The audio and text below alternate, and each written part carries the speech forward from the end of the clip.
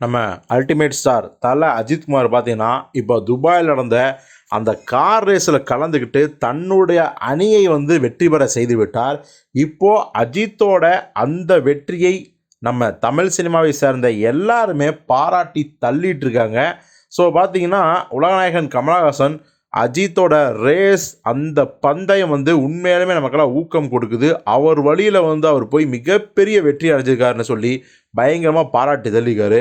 Super star ரஜினிகாந்தும் நான் வந்து இந்த அளவுக்கு அஜித் வருவார்னு எதிர்பார்த்தேன், வேற லெவலில் பின்னி எடுத்துட்டாரு அஜித் அவர்கள் அப்படின்னு அவருக்கே ஒரு ஸ்டைலில் சொல்லிட்டாரு. இப்போ கூட பார்த்தீங்கன்னா நம்ம லோகேஷ் காஜ் என்ன சொல்லியிருக்காருன்னா, அஜித் சாரை வந்து நான் இப்படி பார்க்கறது உண்மையிலேயே வந்து ரொம்ப ரொம்ப உற்சாகமாகவும் மகிழ்ச்சியாகவும் இருக்குது. ஸோ உங்களோட அர்ப்பணிப்பும் விடாமுயற்சியும் ஒருபோதும் தோல்வி அடையாது சார் அப்படின்னு சொல்லியிருக்காரு.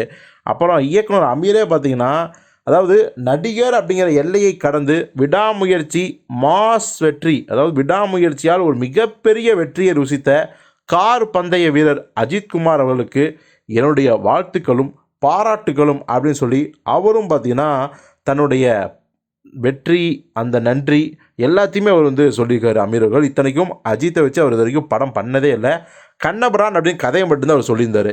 நம்ம லோகேஷ் ராஜ், ரஜினி, கமல், அமீர் இன்னும் பல பேர் வந்து தொடர்ந்து அவரை பாராட்டியிருக்காங்க.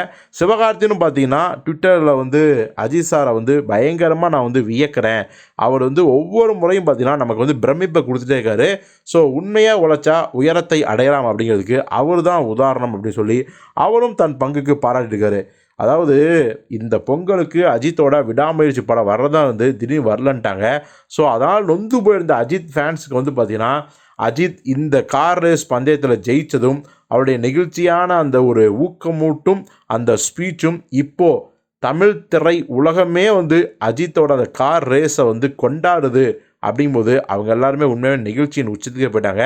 ஸோ எங்களுக்கு விடாமுயற்சி தள்ளி போனது வருத்தம் தான் தலை, ஆனால் இப்போ நீங்கள் உங்களோட கோலில் ஜெயிச்சிருக்கீங்களே அது போதும் எங்களுக்கு அப்படின்னு சொல்லி அவருடைய அந்த வெற்றியை வந்து தங்கள் வெற்றியாக அஜித் ரசிகர்கள் கொண்டாடிட்டு இருக்காங்க.